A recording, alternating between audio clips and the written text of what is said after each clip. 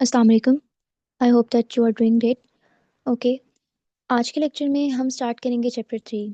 पिछले कुछ लेक्चर्स में हमने चैप्टर 2 को कवर किया था and today we are going to start our new chapter which is hardware. Hardware आपको अच्छे तरीके से पता है कि हमारे कंप्यूटर सिस्टम के अंदर जितनी भी physical devices that we can touch and see and sense those are hardware devices. इस चैप्टर के अंदर हमारे मेन जो होंगे वो 3 टॉपिक्स होंगे। सबसे पहला जो मोस्ट इंपॉर्टेंट टॉपिक है वो है कंप्यूटर आर्किटेक्चर, जिसके ऊपर आज हम फोकस करेंगे। Then we have input and output devices and data storage. So सबसे पहले हम कंप्यूटर आर्किटेक्चर को डिस्कस कर लेते हैं कि कंप्यूटर आर्किटेक्चर बजाते खुद क्या है। आर्किटेक्चर कहते हैं किसी भी चीज़ के स्ट्रक्चर को, उसकी बीनीथ उसको, उसके कोर को स्टडी करना कि ये जो एक कोई भी ऑब्जेक्ट है ये कितने कंपोनेंट से मिलकर बना है, इसकी वर्किंग क्या है, how does it work, how does it serve. और ये जब मैन्युफैक्चर किया गया था तो इसके अंदर कौन कौन सी फंक्शनैलिटीज़ थी, इसके क्या एट्रीब्यूट्स थे, इसके क्या लिमिटेशंस थी, क्या प्रोज थे और क्या कॉन्स थे। So study of all these things is known as architecture of something. So computer architecture वाले टॉपिक के अंदर हम ये पढ़ेंगे that how does our computer works, what are the main components that are responsible for doing specific task. Then हम इसके अंदर CPU and micro processor को आज एक्सप्लोर करेंगे and then we will also see von Neumann architecture shortly. So let's dive deeper into our lecture. Okay, first of all, we have computer architecture. And computer architecture के अंदर आपका जो सबसे पहला concept है that is central processing unit, CPU. आपने कहीं ना कभी ये नाम ज़रूर सुना होगा। आपके घर में भी जो डेस्कटॉप या लैपटॉप पीसीज होंगे, those PCs, those cell phones, those devices are run using central processing unit. मैं आपको एक कॉमन एनालॉजी देती हूँ। जैसे कि आप एक ह्यूमन सिस्टम है, ठीक है, आपकी बॉडी है। आपकी बॉडी की पूरी फंक्शनैलिटी, जो भी आपके बॉडी के फंक्शंस हैं, डेली टास्क हैं जिनको एफिशिएंटली परफॉर्म करवाया जा रहा होता है कॉन्शियसली या सब कॉन्शियसली, तो वो सारे काम कौन परफॉर्म कर रहा होता है? आपका ब्रेन। अगर आपका ब्रेन ही काम करना बंद कर दे सो इंसान की पूरी बॉडी जो है वो यूजलेस हो जाती है। So CPU is like the brain of computer system. एक साइड पे मैंने आपको कहा कि आप रखें human system, like this is a human, okay, and this is this human system's brain. Okay, for example, ignore my drawing skills. Okay, so अब this human system works only if its brain is working. So this is a computer system और ये उस computer system के अंदर सारे components हैं. This is monitor, CPU, keyboard and mouse. Okay, अब इस सिस्टम के अंदर जो ब्रेन है दैट इज सीपीयू. अगर सीपीयू नहीं होगा दिस सिस्टम वोंट वर्क. यहाँ पर ब्रेन नहीं होगा this human won't be alive और फंक्शनल. सो इसी तरीके से the central processing unit also known as microprocessor और प्रोसेसर. आपको प्रोसेसर का मतलब अच्छे तरीके से बताओगे कि प्रोसेसर आप किस चीज़ को कहते हैं. किसी भी काम को परफॉर्म करना using a number of steps is known as processing. ठीक है, प्रोसेसिंग के अंदर बहुत सारे स्टेप्स होते हैं जिनको परफॉर्म करके आप कोई ना कोई स्पेसिफिक टास्क परफॉर्म कर रहे होते हैं. उस पूरे सेट ऑफ प्रोसीजर को आप प्रोसेस कहते हैं. और उस प्रोसेस को जो मशीन परफॉर्म कर रही होती है उस मशीन को प्रोसेसर कहते हैं. सो आपके कंप्यूटर सिस्टम के अंदर जितने भी फंक्शंस परफॉर्म हो रहे होते हैं उनको सीपीयू परफॉर्म कर रहा होता है. आइदर आप अपने कंप्यूटर को स्टार्ट कर रहे हैं, आप उसके ऊपर म्यूज़िक प्ले कर रही हैं, आप उसके ऊपर कोई मूवी देख रही हैं, कोई पिक्चर सेव कर रही हैं, कुछ एडिट कर रही हैं, या आप वहाँ से वहाँ पे कोई नोट्स बना रही हैं. तो वो सारी इंस्ट्रक्शंस जो आप उनको दे रही हैं उन इंस्ट्रक्शंस के बदले में वो आपको कोई ना कोई आउटपुट दे रहे हैं. यानी आप इनपुट दे रही हैं वो आपको आउटपुट दे रहा है. तो दरमियान में जो प्रोसेसिंग वाला सारा काम है वो किस कंपोनेंट का होता है कंप्यूटर के अंदर? सेंट्रल प्रोसेसिंग यूनिट का.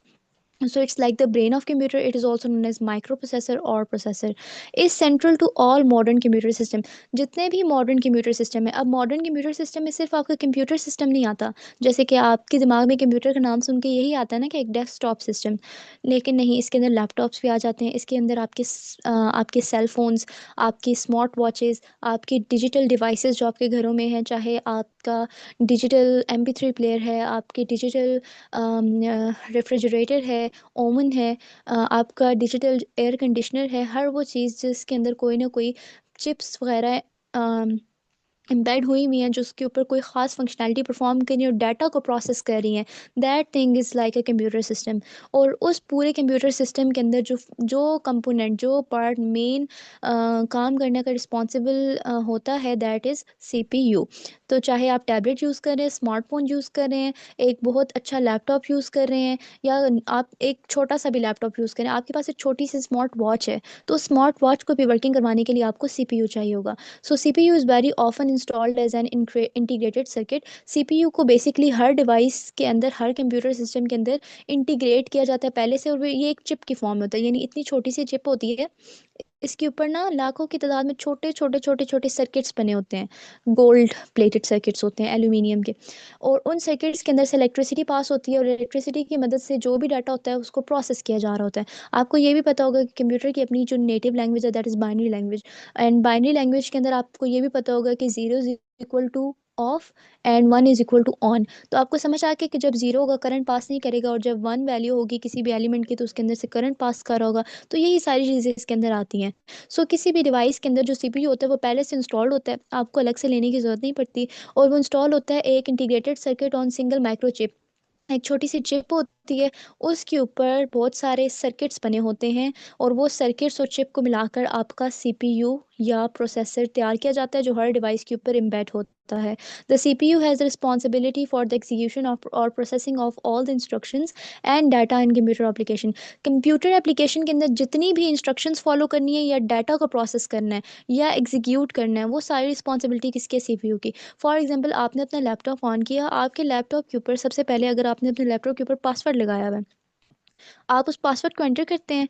वो पासवर्ड एंटर लेना आपसे, और अगर वो पासवर्ड करेक्ट है तो आपको आगे एक्सेस देना, रॉन्ग है तो आपको एक्सेस ना देना, ये सारे काम भी कौन परफॉर्म कर रहा है? CPU। आप अपने कंप्यूटर के अंदर कोई एक मूवी डाउनलोड करते हैं और आप उसको बिंज वॉच करते हैं, स्ट्रीम करते हैं, कुछ भी देखते हैं, वो आपको सारी आउटपुट इनपुट आपसे ले कौन रहा है, आपको देख कौन रहा है? CPU। So every kind of task that you perform on a computer system is executed and processed bye CPU।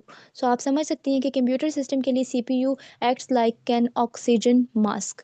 नीचे हमारे पास एक फिगर भी है, लेकिन उसको देखने से पहले हम देख लेते हैं कि CPU के मेन ना चार पार्ट्स होते हैं, लेकिन यहाँ पे तीन लिखे हुए हैं। कैसे? सबसे पहले CPU की दो यूनिट्स होती हैं, means this is CPU, it has two more units, one is CU and one is ALU। Means CPU जो है इसके दो पार्ट्स है, जैसे आपका ह्यूमन ब्रेन होता है ना, उसके दो पार्ट्स होते हैं, ठीक है? एक होता है लेफ्ट ब्रेन, एक होता है राइट ब्रेन। ओके, एक होता है सब कॉन्शियस माइंड और एक होता है कॉन्शियस माइंड। इसी तरीके से CPU के भी दो पार्ट्स होते हैं, एक होता है कंट्रोल यूनिट और एक होता है अरिथमेटिक एंड लॉजिक यूनिट। और इसके अलावा यूनिट्स को सपोर्ट करने के लिए, आपस में कॉन्टैक्ट करवाने के लिए जो छोटी छोटी वायर्स होती हैं उनको हम बसेस कहते हैं। और हमारे पास कुछ रजिस्टर्स होते हैं, ये मेमोरी की तरह ही होते हैं, जैसे एक आपके पास नॉर्मल फिजिकल रजिस्टर या नोटबुक होती है जिसके ऊपर आप कुछ लिख सकते हैं। इसी तरीके से कंप्यूटर के अंदर भी एक छोटी सी नॉर्मल टेम्परेरी मेमोरी होती है, जिसके अंदर आप बहुत सारा काम लिखते हैं, बहुत सारा डाटा आपका स्टोर होता है, प्रोसेस किया जाता है। So those are known as registers. इनको हम आगे आप फिक्र ना करें, डिटेल में पढ़ेंगे। सो अभी के लिए आपने अपने दिमाग में बस ये बात रखनी है कि अभी तक हमने क्या पढ़ा, कि कंप्यूटर का जितना भी हार्डवेयर है ना, ठीक है, उसको मैनेज करना, उसकी सारे डाटा के ऊपर काम करना, सारे सॉफ्टवेयर्स को मैनेज करना, यूज़र जो भी इंस्ट्रक्शंस दे रहा है उनको फॉलो करना, यूज़र जो भी इनपुट दे रहा है उसको आउटपुट में कन्वर्ट करना, is all the process and working of CPU। And without CPU your computer system can't work or can't perform a single function, because CPU acts like the brain of a computer system. Then CPU has three parts: control unit, arithmetic and logic unit. It has also registers and buses. So सबसे पहले हम देखते हैं कि 1940s में ना, मैं आपको एक एनालॉजी बता रही हूँ, and this is real. 1940s से पहले जितने भी कंप्यूटर सिस्टम्स डिज़ाइन किए गए थे, वो कंप्यूटर सिस्टम डाटा को स्टोर नहीं करते थे। यानी at the real time user उसको डाटा इनपुट दिया जा रहा है, और उस डाटा के ऊपर प्रोसेसिंग परफॉर्म करके आपको आउटपुट दिया जा रहा है। थोड़ी देर बाद यूज़र उस कंप्यूटर से बोलेगा कि थोड़ी देर पहले मैंने जो आपसे आउटपुट ली थी वो मुझे दोबारा शो करवाओ, लेकिन वो नहीं दिखाएगा। क्यों? क्योंकि 1940 से पहले CPU या आपके जितने भी कंप्यूटर सिस्टम हैं, उनके अंदर मेमोरी और CPU का कॉन्सेप्ट नहीं था। वो सिर्फ एक प्रोसेसर्स थे जो आपसे डाटा लेके उसको प्रोसेस करके आपको आउटपुट दे रहे हैं, और उस चीज़ को स्टोर कहीं भी नहीं कर रहे। फॉर एग्जांपल आप कैलकुलेटर को ले लें, एक फिजिकल कैलकुलेटर, आप उसके ऊपर जो भी डाटा लिखते हैं क्या वो बाद में स्टोर होता है? यानी आपने उसके ऊपर एक सम सॉल्व किया, एक क्वेश्चन था, आपने उसको सॉल्व किया और बहुत ज़्यादा कैलकुलेशन थी, तो क्या आप थोड़े दिनों बाद उसको देखेंगे? तो क्या ऐसा मुमकिन है कि आप उस चीज़ को दोबारा से यानी उस डाटा को आप देख सकें? क्यों? क्योंकि कैलकुलेटर के अंदर तो डाटा स्टोर ही नहीं होता। हालांकि कैलकुलेटर भी एक देखा जाए तो उसके अंदर भी चिप्स होती हैं जो कैलकुलेशन परफॉर्म करें, तो वो भी एक कंप्यूटिंग डिवाइस है। लेकिन 1940 से पहले जितने भी कंप्यूटर सिस्टम्स थे उनके अंदर मेमोरी का कोई कंसेप्ट नहीं था। यानी आप डाटा को स्टोर नहीं कर सकते थे। रियल टाइम पे आप डाटा दें, उसको प्रोसेस करवाएं, आउटपुट लें। लेकिन जैसे ही आपका काम ख़त्म, कंप्यूटर के अंदर डाटा स्टोर कहीं भी नहीं होगा, मेमोरी नहीं थी। लेकिन फिर 1940s में एक मैथमेटिशियन आए जिनका नाम था John von Neumann. John von Neumann ने कंप्यूटर सिस्टम का एक ऐसा आर्किटेक्चर इंट्रोड्यूस करवाया जिसके अंदर उन्होंने कहा कि प्रोग्राम्स को स्टोर किया जाए। स्टोर प्रोग्राम का कंप्यूटर का उसने कॉन्सेप्ट लेके आया। यानी कि 1940s में जो जॉन वॉन न्यूमैन थे, वो एक मैथमेटिशियन थे, उन्होंने एक कॉन्सेप्ट लाया, स्टोर्ड प्रोग्राम कंप्यूटर। यानी ये जो आपका कंप्यूटर सिस्टम था ना 1940 से पहले वाला, वो डाटा स्टोर नहीं करता था। लेकिन 1940 में जॉन वॉन न्यूमैन ने ऐसे कंप्यूटर्स इंट्रोड्यूस करवाए जो डाटा को स्टोर भी करते थे, प्रोसेस करने के साथ साथ डाटा को भी स्टोर करते थे, और जब वो प्रोसेस होकर इंफॉर्मेशन में कन्वर्ट हो जाता तो उस इंफॉर्मेशन को भी स्टोर करते थे। सो ये जो जॉन मोन्यूमैन ने फिर ये जो कंसेप्ट बताया था, ये बहुत पॉपुलर हुआ, और आज तक जितने भी आपके मॉडर्न से मॉडर्न कंप्यूटर्स आ जाए उनकी बेस पे जॉन न्यूमैन का वो 1940s वाला ही सिस्टम चल रहा है। क्योंकि आप अपने लैपटॉप की मिसाल ले लें, आप अपने सेल फ़ोन की मिसाल ले लें, आप जितना भी डाटा रखते हैं वो एक जगह स्टोर हो रहा है, आपकी इंस्ट्रक्शंस, आपके प्रोग्राम सब एक जगह स्टोर हो रहे हैं, और आप जब भी चाहें उनको रिट्रीव कर सकते हैं, देख सकते हैं, शेयर कर सकते हैं, डिलीट कर सकते हैं। It's all up to you. So this was introduced by von Neumann architecture. Von Neumann architecture has the following main novel features. Von Neumann architecture के कुछ फीचर्स थे जो यहाँ पर लिखे हुए हैं। सबसे पहले इसके अंदर पहली दफ़ा सीपीयू का कॉन्सेप्ट इंट्रोड्यूस करवाया गया। सीपीयू या प्रोसेसर, वॉन न्यूमैन ने कहा था कि हमारे कंप्यूटर के अंदर एक ऐसी डिवाइस होनी चाहिए जो सिर्फ प्रोसेसिंग का काम करे, यानी जो इनपुट और आउटपुट उसको आ रही है ना, सिर्फ उसको प्रोसेस करे। फॉर एग्जाम्पल कीबोर्ड के थ्रू आप कुछ इनपुट दे रहे हैं, उसका काम है उस इनपुट को प्रोसेस करना और मॉनिटर पर आपको उसकी आउटपुट दिखा देना। आपने कीबोर्ड के थ्रू कुछ सॉन्ग प्ले किया तो उस सॉन्ग की इनपुट आप उसने देखी, और वो सॉन्ग अपनी मेमोरी के अंदर से ढूंढ कर स्पीकर के थ्रू उसकी आउटपुट दे दी। सो ये सारा काम कौन कर रहा था? CPU. Then CPU was able to access the memory directly. फिर उसने क्या किया कि आपके जितना भी कंप्यूटर सिस्टम था ना, उसने कहा था कि आपके कंप्यूटर सिस्टम के 5 कंपोनेंट्स हैं: सीपीयू, मेमोरी जहाँ पर आपका डाटा और इंस्ट्रक्शन स्टोर होंगे, इनपुट डिवाइसेस, आउटपुट डिवाइसेस और सिस्टम बसेस। ये मैं वन बाय वन आपको एक्सप्लेन करती हूँ। ये आपकी बुक में नहीं लिखी हुई, लेकिन ये एडिशनल इन्फॉर्मेशन आपको पता होनी चाहिए, मे बी आगे किसी टॉपिक में लिखी हो। सो ये 5 कंपोनेंट थे: 1, 2, दिस इज 3 एंड 4। इनपुट और आउटपुट को मैंने शॉर्टली आईओ लिख दिया, and this is my fifth component. So उसने कहा कि जितना भी डाटा है ना उसको कौन प्रोसेस करेगा? सीपीयू। प्रोसेस करने के बाद स्टोर कहाँ करेगा? मेमोरी में। और मेमोरी से जब भी उसे दोबारा प्रोसेस करना है तो डाटा को फेच भी कहाँ से करेगा? मेमोरी में, उसको प्रोसेस करेगा। डाटा लेगा किन डिवाइसेस के थ्रू? इनपुट डिवाइसेस के थ्रू। और डाटा देगा किन डिवाइसेस का इस्तेमाल करके? आउटपुट डिवाइसेस का। और तमाम ये जैसे सीपीयू और मेमोरी के दरमियान में डाटा शेयर हो रहा है, तो ये जो लिंक्स होंगे जो एक जगह से दूसरी जगह डाटा को लेके जा रहे हैं, उन लिंक्स को या वायर्स को क्या बोलेंगे? System buses. I hope it make sense. So the CPU was able to access the memory directly. अब सीपीयू जो था वो डायरेक्टली मेमोरी को एक्सेस करके उसके अंदर से डाटा स्टोर भी कर सकता था, रिट्रीव भी कर सकता था और डिलीट भी कर सकता था। That is the concept of von Neumann architecture. Computer memories could store programs as well as data. Computer की जो मेमोरी थी वो आपका डाटा भी स्टोर करती थी, उस डाटा के ऊपर जो फंक्शन करने के लिए प्रोग्राम्स होते हैं ना, इंस्ट्रक्शंस होती हैं, उन इंस्ट्रक्शंस को भी स्टोर करती थी। Stored programs were made up of instructions which could be executed in sequential order. जो आपके स्टोर प्रोग्राम थे उनको एक सीक्वेंस में एग्जीक्यूट किया जाता था ताकि एक सीक्वेंशियल मैनर में आपको आउटपुट दी जा सके।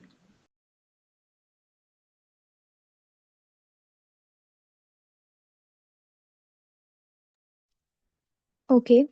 सो अभी तक हमने क्या डिस्कस किया? दैट मॉन्यूमैन आर्किटेक्चर 1940s में हमारे एक साइंटिस्ट थे जॉन मॉन्यूमैन। उन्होंने एक आर्किटेक्चर प्रपोज किया और उन्होंने कहा कि कंप्यूटर सिस्टम के अंदर एक ऐसी यूनिट होनी चाहिए जिसको हम सीपीयू बोलें, और वो तमाम इंस्ट्रक्शंस को उसके ऊपर जितनी भी प्रोसेसिंग है वो कौन परफॉर्म करेगा? सीपीयू। और इंस्ट्रक्शंस परफॉर्म करने से पहले जो डाटा होगा वो भी सीपीयू मेमोरी में स्टोर करवाएगा, और उसके बाद जो आउटपुट होगी वो भी मेमोरी में स्टोर करवाएगा. So these were the basic concepts that were introduced by John von Neumann who was a mathematician. I hope कि आपको यहाँ तक चीज़ें क्लियर हो गई होंगी. आगे चल के फिर हम दोबारा से इसकी समरी देख लेते हैं, लेकिन पहले हम इसके कुछ फर्दर टॉपिक्स और डिनोट कर लेते हैं. सो ये वॉन न्यूमैन आर्किटेक्चर की डायग्राम है, ये आपको अभी समझ नहीं आएगी जब तक आप ये रजिस्टर्स और बसेस के बारे में नहीं पढ़ लेंगे ना. यानी आप 2.1 3.1 टॉपिक अपना पूरा कवर नहीं करेंगे, आपको ये डायग्राम समझ नहीं आएगी. लेकिन फिलहाल मैं आपको इसकी एक ग्लिम्स दे देती हूँ. एक मैं आपको इसकी थोड़ी सी लिटिल पीक दे देती हूँ कि ये फॉर एग्जांपल ये जो पूरा स्क्वायर है ना, दिस इज सीपीयू. अब सीपीयू के अंदर क्या हो रहा है, सीपीयू के अंदर मैंने आपको बताया था दो मेन कंपोनेंट होते हैं, एक होता है कंट्रोल यूनिट और एक होता है logic unit, arithmetic and logic unit, ALU. और इसके अंदर एक और तीसरी चीज़ होती है system clock. Then arithmetic logic unit जो है वो कुछ रजिस्टर्स, मैंने आपको बताया था इसके अंदर रजिस्टर्स और बसेस भी होती हैं. सो ये इसके अंदर दो बसेस हैं, एड्रेस बस और डाटा बस, एंड कंट्रोल बस, तीन बसेस हैं. And then we have program counter भी एक रजिस्टर होता है, मेमोरी एड्रेस भी एक रजिस्टर होता है, memory data register, current instruction register और एक्यूमुलेटर. ये पांच रजिस्टर्स हैं इसके अंदर, तीन बसेस हैं, दो इसके मेन यूनिट्स हैं which is control unit, arithmetic logic unit और सिस्टम क्लॉक. इनकी वर्किंग मैं भी आपको समझाऊंगी डायग्राम से, तो आप कंफ्यूज हो जाएंगे जब तक हम इस पूरे टॉपिक को कवर नहीं कर लेते. उसके बाद मैं आपको इस डायग्राम की सारी एक्सप्लेनेशन इंशाल्लाह समझाऊंगी. सो अभी के लिए आप बस इस डायग्राम को एक दफ़ा देख लें. No need to worry. अच्छा, अभी तक हमने क्या देखा, मैं दोबारा एक्सप्लेन कर देती हूँ. हमने देखा कि कंप्यूटर आर्किटेक्चर के अंदर ना हम उन तमाम चीज़ों को एक्सप्लेन करेंगे कि जो हार्डवेयर डिवाइसेस आपके कंप्यूटर को रन करवा रही हैं, आपके कंप्यूटर सिस्टम को फंक्शनल बना रही हैं. तो उसके अंदर सबसे पहला जो कंपोनेंट आता है that is most important which is CPU, central processing unit, also known as microprocessor और प्रोसेसर. इसका नाम से ही पता चल रहा है कि प्रोसेसर, यानी जितनी भी प्रोसेसिंग करनी है, जितना भी दिमाग लड़ाना है वो सीपीयू ने लड़ाना है. It is also known as brain of the computer. Then ये क्या करता है, कंप्यूटर सिस्टम के जितने भी टास्क होते हैं उनको परफॉर्म करता है, और ये एक सिंगल चिप के ऊपर इंटीग्रेटेड सर्किट्स के फॉर्म में होता है. मतलब एक छोटी सी चिप होती है, उसके ऊपर बहुत सारे सर्किट्स होते हैं, वो इंटीग्रेट हुए होते हैं जो आपके डाटा के ऊपर सारी प्रोसेसिंग करवा रहे होते हैं.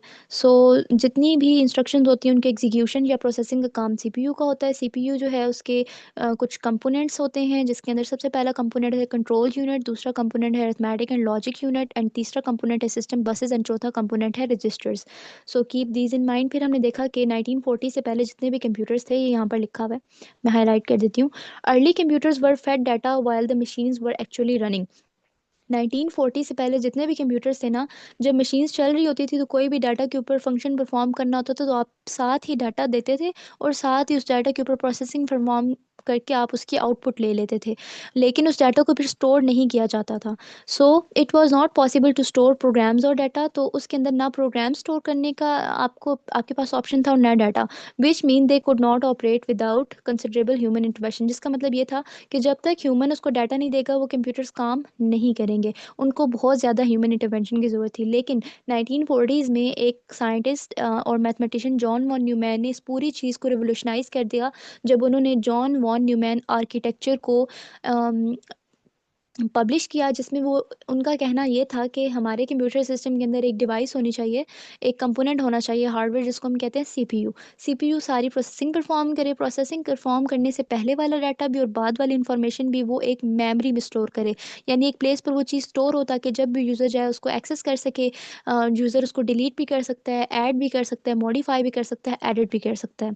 सो उसने मेमोरी का कॉन्सेप्ट भी इंट्रोड्यूस करवाया, और उसने ये भी कहा कि आपके जितने भी डाटा है और जितनी इंस्ट्रक्शंस हैं, डाटा तो स्टोर होगा मेमोरी पर, इंस्ट्रक्शंस क्या होती हैं कि वो सेट ऑफ स्टेप्स जिनको आप एक डाटा के ऊपर परफॉर्म करते हैं. फॉर एग्जांपल आपने तीन नंबर का सम करवाना है, तो सम करवाने के लिए जो इंस्ट्रक्शंस होंगी कि take three numbers and add plus sign between them and then add them and print the output. So ये सारे जो इंस्ट्रक्शंस होंगी ये भी मेमोरी के अंदर स्टोर होंगे, और आपका डाटा भी मेमोरी के अंदर स्टोर होगा. यानी एक सिंगल मेमोरी होगी, एक मेमोरी होगी, और उस मेमोरी के अंदर आपका डाटा भी स्टोर होगा, और उस डाटा के ऊपर जितने काम करने हैं ना, जितने एक्शंस परफॉर्म करने हैं, जिसको हम इंस्ट्रक्शंस कहते हैं, वो इंस्ट्रक्शंस और डाटा दोनों एक ही मेमोरी में स्टोर होंगे. सीपीयू ने जब भी कोई काम परफॉर्म करना है तो ऑब्वियसली सीपीयू खुद तो कोई काम परफॉर्म नहीं कर सकता ना, वो कहीं ना कहीं से तो डाटा लेगा. तो वो डाटा कहाँ से लेगा, मेमोरी से. और मेमोरी से डाटा लेगा और डाटा के ऊपर जो काम परफॉर्म करना है, इंस्ट्रक्शंस, वो इंस्ट्रक्शंस भी कहाँ स्टोर हैं, मेमोरी के ऊपर। तो वो इंस्ट्रक्शंस भी मेमोरी से लेगा, डाटा भी मेमोरी से लेगा, वो सारा काम परफॉर्म करेगा, देन आउटपुट दोबारा कहाँ स्टोर करवा देगा, मेमोरी में, और यूज़र को किसी आउटपुट डिवाइस का इस्तेमाल करके डिस्प्ले करवा देगा। So that's it about John von Neumann architecture in this paragraph. So इसके जो कुछ मेन फीचर्स थे वो भी मैंने आपको बता दिए। देन हम देखते हैं कि सीपीयू के जो कंपोनेंट्स हैं, जो ऊपर हमने पढ़े थे, उनको हम डिटेल में पढ़ने वाले हैं। So the main component of CPU are control unit, arithmetic and logic unit and system clock, ये इसके तीन मेन कंपोनेंट्स हैं जिनके बगैर सीपीयू काम नहीं कर सकता। और आपका इनके रेलेवेंट एक डीप नॉलेज लेना बहुत इंपॉर्टेंट है। सो यहाँ से आपने बिल्कुल ध्यान से सुना, और मैं आपको रिकमेंड करती हूँ कि साथ साथ ना अपने ऐसे की पॉइंट्स लिखते जाया करें, ताकि आपको बाद में कुछ समझ ना आए तो आप क्यूरी कर सकें। सो इसका जो पहला सीपीयू का कंपोनेंट है वो है arithmetic and logic unit. Arithmetic, आपको नाम से पता चल रहा है कि अरिथमेटिक कहते हैं प्लस करने को, माइनस करने को, मल्टीप्लाई करने को, डिवाइड करने को, रिमाइंडर लेने को, एक्सेट्रा एक्सेट्रा, या पावर लेने को। ठीक है, पावर लेने को। इन सब ऑपरेशंस को क्या कहते हैं, अरिथमेटिक ऑपरेशन। और लॉजिक ऑपरेशंस वो होते हैं जो लॉजिक के थ्रू बनते हैं। मींस आप इसके अंदर एंड ऑपरेटर आपने पढ़ा होगा, और ऑपरेटर, नॉट ऑपरेटर, इस तरह की चीज़ें इसके अंदर यूज़ होती हैं। सो एएलयू ऐसी यूनिट है जो that requires arithmetic and logic operations to be carried out while a program is being run. जब कोई प्रोग्राम रन कर रहा होगा तो एएलयू क्या करता है कि उस प्रोग्राम के अंदर जितना भी आपको कहा जाए ना कि ये प्लस कर दें, माइनस कर दें, या इसके ऊपर एंड और ऑपरेशन लगाएं, तो वो सारे काम कौन परफॉर्म करता है, अरिथमेटिक लॉजिक यूनिट। यानी जितनी भी एक्चुअल प्रोसेसिंग होगी वो एएलयू करेगा, और उस प्रोसेसिंग को कंट्रोल करने के लिए कौन सी यूनिट चाहिए होगी, कंट्रोल यूनिट। मतलब एक कंपोनेंट सारी प्रोसेसिंग कर रहा है, और उसको प्रोसेसिंग करने का बता कौन रहा है कि तुमने क्या प्रोसेसिंग करनी है, तुमने प्लस करना है, माइनस करना है, मल्टीप्लाई करना है, डिवाइड करना है, पावर लेनी है, एंड ऑपरेटर लगाना है, और लगाना है, नॉट लगाना है, ये उसको कौन बता रहा होगा, control unit. So control unit will control the CPU, while arithmetic and logic unit will perform the functions that are assigned to the CPU. सो इसको, इसकी थ्योरी अब हम रीड कर लेते हैं। So, arithmetic and logic unit allows the required arithmetic or logic operations to be carried out while program is being done. It is possible for a computer to have more than one ALU to carry out specific function. एक काम को करने के लिए आप ज़रूरी नहीं है कि सिर्फ एक arithmetic logic unit होगा, आप ज़्यादा भी यूज़ कर सकते हैं। इससे क्या होगा, जितने ज़्यादा यूनिट्स एक साथ काम करेंगे, काम उतना जल्दी होगा, क्योंकि टीम वर्क से काम जल्दी होता है। आपकी प्रोसेसिंग स्पीड उतनी ही फास्ट होगी, आपको उतनी जल्दी आउटपुट मिलेगी। सो मल्टीप्लिकेशन, डिवीजन जैसे कि सीक्वेंस में कैरी की जाती हैं, addition, subtraction, left to right, logical shifting, ये सारे ऑपरेशंस आप अरिथमेटिक और लॉजिक यूनिट जो है वो परफॉर्म करता है।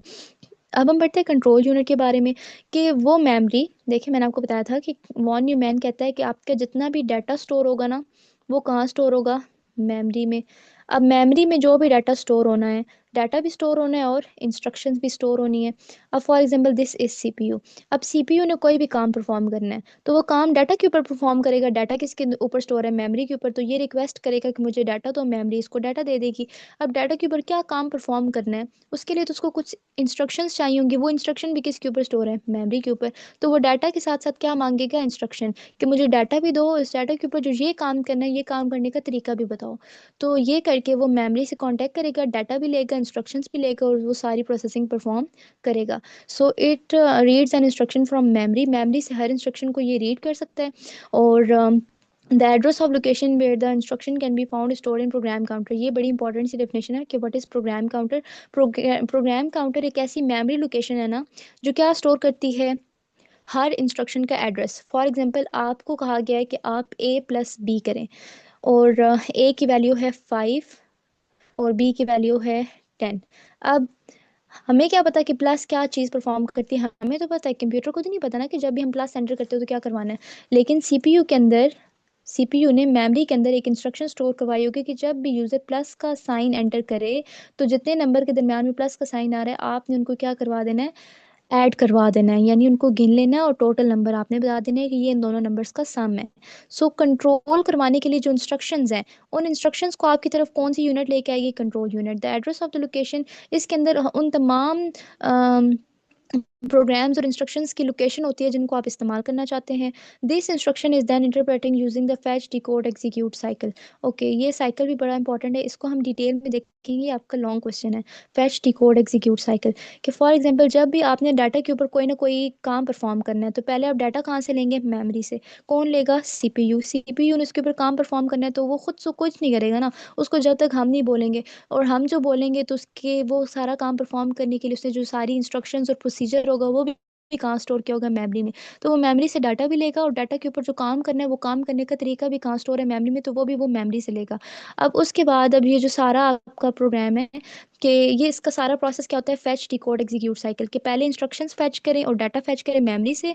मेमोरी में डाटा फैच करने के बाद इंस्ट्रक्शन को समझें कि मैंने क्या एक्चुअल में ऑपरेशन परफॉर्म करना है। समझने के बाद डीकोड करने के बाद वो सारा जो भी आपका प्रोसीजर था उसको एग्जीक्यूट करें। और ये साइकिल बार बार चलता रहता है। ड्यूरिंग दैट प्रोसेस और इस प्रोसेस के दरमियान नए नए सिग्नल्स जनरेट होते हैं, जो नई नई आपको कमांड्स दे रहे होते हैं कंप्यूटर के अंदर। कंट्रोल यूनिट इंश्योर और आपके जो कंट्रोल यूनिट है वो ये सब कुछ इंस्ट्रक्शंस को कंट्रोल करने के साथ साथ आपके डाटा फ्लो की सिंक्रोनाइजेशन को भी कंट्रोल करती है।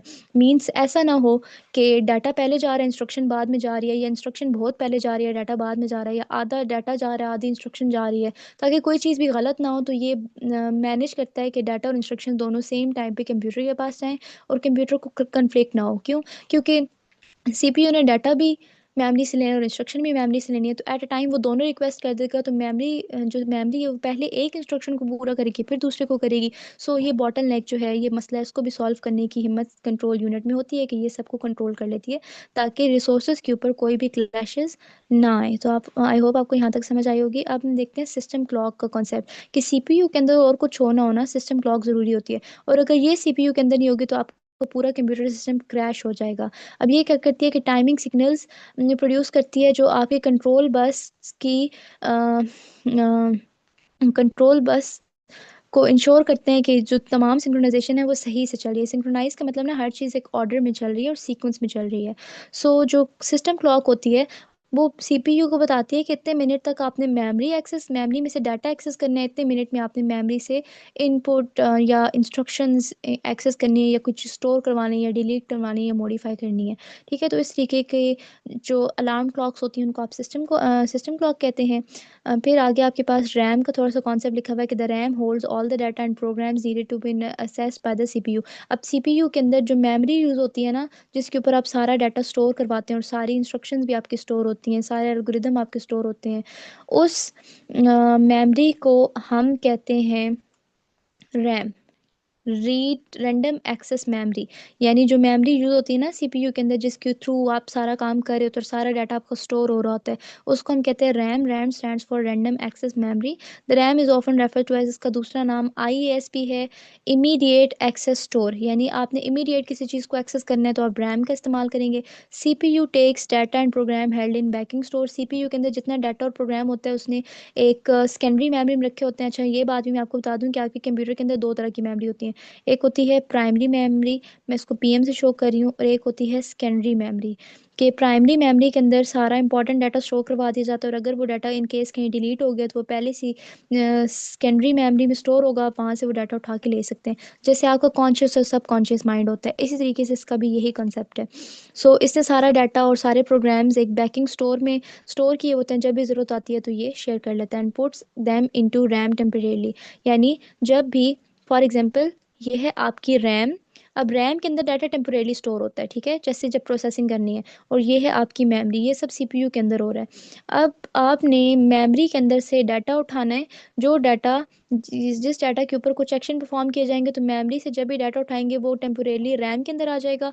और रैम जब उसके ऊपर ऑपरेशन परफॉर्म करेगी तो वो दोबारा ऑपरेशन परफॉर्म करने के बाद दोबारा कहाँ जाके स्टोर हो जाएगा? सेकेंडरी मेमोरी में। जैसे मैं आपको एग्जांपल देती हूँ, आपके कंप्यूटर के अंदर ना दो तरह की, एक होती है मेमोरी, एक होती है हार्ड डिस्क। आपका सारा डाटा हार्ड डिस्क के ऊपर स्टोर होता है, और जब भी हम उस डाटा के ऊपर कोई काम कर रहे होते हैं तो वो हार्ड डिस्क से उठकर आपकी रैम में आ जाता है।